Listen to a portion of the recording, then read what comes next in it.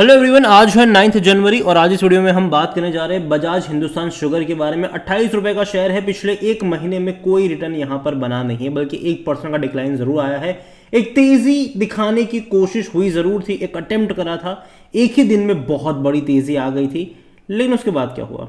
उसके बाद वापस से फिर कर मतलब ये गिर कर नीचे ही गया। बाद में अभी देखा जाए तो कंसोलिडेट ही करा है, बात करेंगे उसके बारे में। लेकिन उससे पहले अगर आपने अभी तक चैनल को सब्सक्राइब नहीं किया है तो प्लीज़ अभी इसे सब्सक्राइब कर लीजिए, क्योंकि आगे भी बहुत सारे वीडियोस हैं जो आपको काफ़ी ज़्यादा हेल्प करेंगे। तो 28 रुपये का शेयर है, एक महीने में कोई रिटर्न नहीं बना, जबकि बाजार में तेज़ी थी, बाजार में अच्छी खासी तेज़ी थी। यहाँ पर एक साल में अगर आप देखोगे तो 80% का ग्रोथ ज़रूर है। पैसा डबल कर दिया था इसने, तकरीबन 11 साढ़े 11 रुपए का शेयर था, डबल क्या 3 गुना हो गया था, 34 पे गया था ये।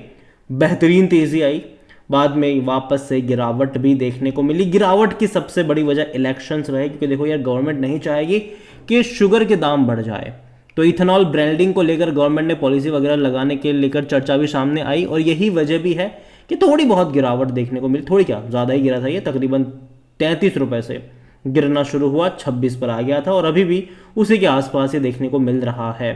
और जब तक इलेक्शंस हो नहीं जाते तब तक यहाँ पर खास करके जो शुगर कंपनियां हैं, मुझे लगता है कि चीज़ें उतनी बेटर नहीं होगी, क्योंकि पता नहीं कल को क्या अनाउंस कर दिया जाए गवर्नमेंट की तरफ से।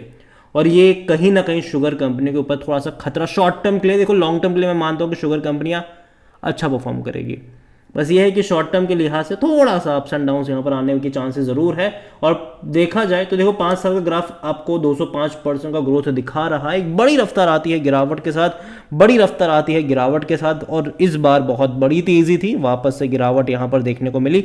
तेज़ी की वजह को जो चीज़ें इनके ऊपर जो एलिगेशंस लग रहे थे, भैया कंपनी दिवालिया होने वाली थी, ठीक है, एनसीएलटी में लेकर गए थे इनको, लेकिन बाद में उनसे इनको राहत मिली। इवन जो लेकर गए थे एनसीएलटी में एसबीआई, उन्होंने अपनी पिटीशन वापस ले ली यहाँ पर, और जिसके चलते कह सकते कि चीज़ें थोड़ी बहुत बेहतर यहाँ पर हुई ज़रूर है। और वॉल्यूम भी देखा जाए तो तकरीबन 96 लाख से भी ज़्यादा की क्वांटिटी में शेयर यहाँ पर ट्रेड तो हो रहे हैं। इतना ही नहीं, कंपनी को लेकर देखें तो भाई साहब खरीदने की सलाह कोई नहीं दे रहा है, हर कोई कह रहा है बेचो और निकल जाओ यहाँ से, बेचो और निकल जाओ यहाँ से। कंपनी के अगर आप नंबर्स देखोगे तो उतने ज़्यादा ग्रोथ तो है नहीं। पहली चीज़, पिछले 5 सालों का रेवेन्यू कोई ग्रोथ नहीं है। प्रॉफिट वाइज देखोगे तो भाई साहब लगातार लॉस ही यहाँ पर देखने को मिल रहा है, हर साल यहाँ पर नुकसान ही हुआ है इस कंपनी को। फंडामेंटली कंपनी काफ़ी ज़्यादा वीक है, और यही वजह भी थी कि भाई साहब इनके ऊपर जो एलिगेशंस भी लगे थे कि इन्होंने गन्ना किसानों तक का भुगतान नहीं किया था, और वो इनके खिलाफ प्रोटेस्ट वगैरह पर भी गए थे। लेकिन अभी चीज़ें थोड़ी बहुत बेहतर होती नज़र आ ज़रूर रही है।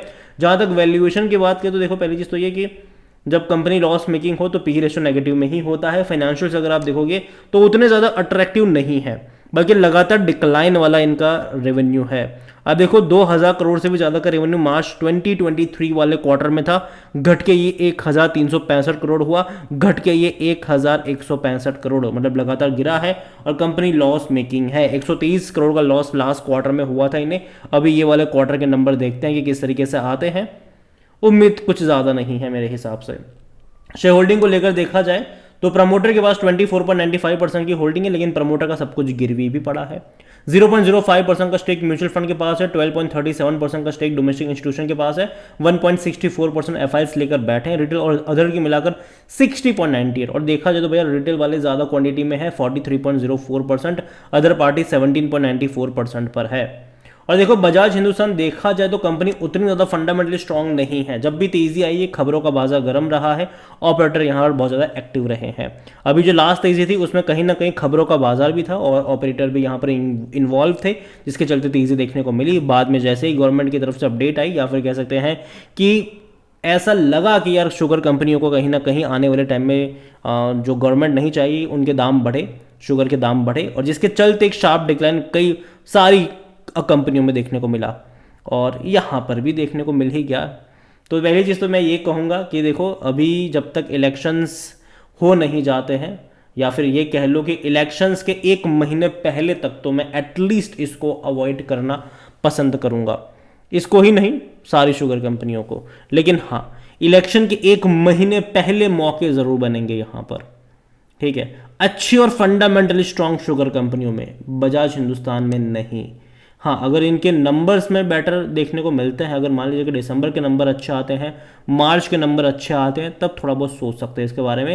लेकिन जब तक ऐसा नहीं होता है तब तक मैं इसको फंडामेंटली वीक कंपनी के तौर पर कंसिडर करना ज़्यादा पसंद करूँगा। और हाँ, कंपनी के ऊपर कर्जा भी है, डेट में है, इनके ऊपर काफ़ी ज़्यादा डेट भी है, जिसको लेकर प्रॉब्लम भी हुई है, जिसको लेकर भैया एनसीएलटी में इसको लेकर भी गए थे। और अभी कंपनी कोशिश कर रही है अपने डेट को रीस्ट्रक्चर करने को लेकर। देखते हैं कि क्या होता है यहाँ पर, लेकिन अभी के लिए मैं इसको अवॉइड करना पसंद करूँगा, ये मेरा मानना है। बाकी मर्जी आपकी है। वीडियो को यहीं पे एंड करूँगा। पसंद आया हो तो लाइक करो, शेयर करो, चैनल अगर पहली बार है तो प्लीज़ सब्सक्राइब करें। और बजाज हिंदुस्तान शुगर के बारे में आप क्या सोचते हैं वो भी आप मुझे कमेंट में लिख के बता सकते हैं। Thank you.